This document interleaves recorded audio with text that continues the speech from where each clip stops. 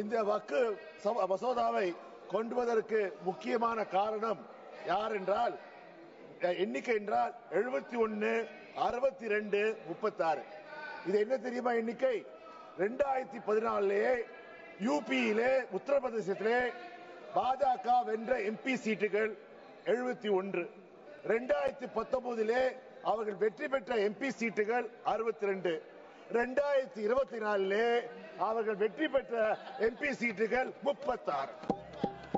ஏன் 1990 பாபர் மசூதியை இடிக்க வேண்டும், இடித்த இடத்திலே ராமர் கோயிலை கட்ட வேண்டும், ஸ்ரீராம் ஜெய் ஸ்ரீராம் ஜெய் ஸ்ரீராம் என்று 71 இடங்களை பிடித்தார்கள். பிறகு அவர்கள் மவுசு சரிந்தது. சரிந்த பிறகு 36 கோயிலை திறந்தார்கள். பெருமாள் ராமர் கோயிலை பெரிய அளவிலே செய்தார்கள். ஆனால் இஸ்லாமியர்களிலிருந்து ராமர் மசூதியை பிடிங்கினால் தவிர அந்த இடத்தை விட இந்துக்களிடமிருந்து சுமார் 4500 ஏக்கர்களை அவர்கள் பிடுங்கினார். குறிப்பாக ஏழை விவசாயிகள் இந்துக்கள்.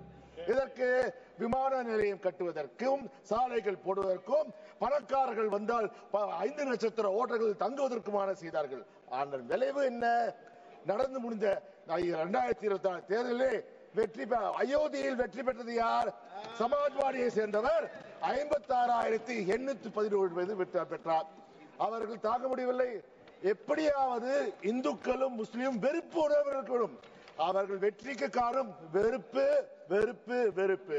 அந்த வெறுப்பு உணர்வு, வெறுப்பு அரசியல், பிரிவினை அரசியலை செய்தால் மட்டுமே அவர்கள் வாழும்.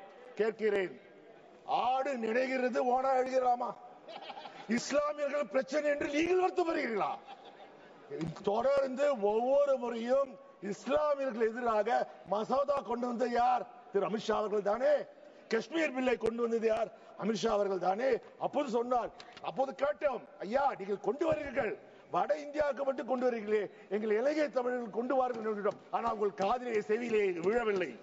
இன்று இதை கொண்டு வருங்கள், நீங்கள் பாதுகாக்கிறார். அதாவது வக்கு சொத்துக்கள் குறைந்த விலைக்கு போகிறதா? என்ன கஷ்டப்படுறா பாருங்கள். வக்கு சொத்துக்கள் குறைந்த விலைக்கு கொடுக்கிறார்கள். சார் ஒன்னு கேட்கிறேன், ஐயா நீங்க உங்களுக்கு வந்தால் ரத்தம், எங்களுக்கு வந்தால் தக்காளி சட்னியா? நீங்கள் ஏர் இந்தியாவை விற்றீர்களே, அது அதிகாரப்பூர்வமாக 16,000 கோடிக்கு ஏர் இந்தியா விற்றீர்கள். ஆனால் நீங்கள் கட்டிய கடன் 63,000 கோடி கடனை நீங்கள் கட்டினீர்கள். அது மட்டுமா? உங்கள் நண்பர்களுக்கு அதானியா இருக்கட்டும், அம்பானியா இருக்கட்டும், அவர் கடனெல்லாம் தள்ளுபடி செய்தீர்களே. 4.5 லட்சம் கோடிகளை அதிகாரப்பூர்வமாக நீங்க செய்தீர்களே. அப்போது நீங்க அதுக்கு ஒரு கொண்டு வர வேண்டுமா? இப்போது சொல்லுகிறார்களா? ஐயா பெண்களுக்கு एयर इंडिया को बेचने से वक्फ बिल का क्या संबंध है? फुल्ली वक्फ, अबाउट वक्फ सर, अबाउट वक्फ. आप वक्फ पे சார் இன்றைக்கு நீங்கள் சொல்றீர்கள், எங்கள் தமிழ்நாட்டிலே வக்ஃப் போர்டு சேர்மனாக ஒரு பெண் இருந்திருக்கிறார். இப்பொழுது கூட எங்கள் தமிழ்நாட்டு வக்ஃப் போர்டில் 2 பெண்மணிகள் இருக்கிறார்கள்.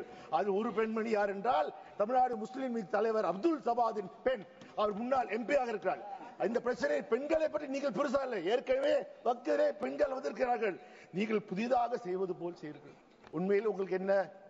வருகிற தேர்தலில் யூபியை வெல்ல வேண்டும். யூபியை வென்றால் மட்டுமே நீங்கள் மீண்டும் ஆட்சிக்கு வர வேண்டும். அப்ப என்ன செய்வீர்கள்? இந்த வக்கு பாத்தீங்கன்றால் கிட்டத்தட்ட வக்கு நிலங்கள் வந்து give me 10 minutes sir, I didn't cross 3 minutes sir. வக்கு நீங்க பாத்தீங்கன்றால் வக்கு நிலங்கள் பாத்தீங்கன்றால் இந்தியாவிலே 8,70,000 சொத்துக்கள் இருக்கிறது.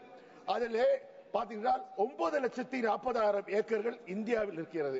சுமார் 1.2 லட்சம் கோடி ரூபாய். இந்த வீடியோ உங்களுக்கு பிடிச்சிருந்தா லைக் பண்ணுங்க, ஷேர் பண்ணுங்க, கமெண்ட் பண்ணுங்க. மறக்காம OH தமிழ் சேனலுக்கு சப்ஸ்கிரைப் பண்ணுங்க.